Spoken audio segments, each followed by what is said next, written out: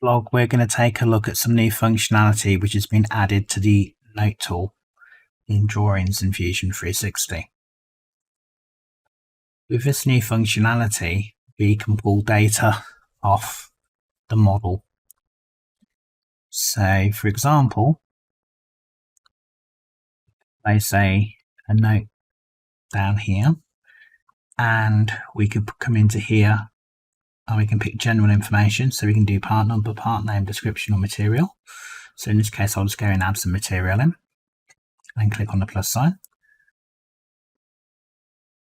What we can also do as well is, if we've got the manage extension, we've got any information in here for item number, life cycle, revision, state or change order, that can also be pulled through. We can also as well bring in physical information, so if we wanted to bring a weight in, we can do that. And we can also do parameters. So with this particular part, it's had parameters used to create it. So what we can do here is we can give the table length and add that in.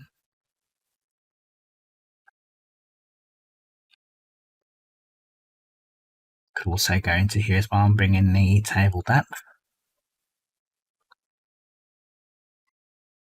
Okay. So that data can be pulled through as well. Okay. And if I wanted to, then I could just another space in here, and I could also put in the thickness as well.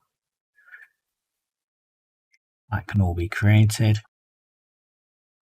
That can be moved around to suit our particular requirement.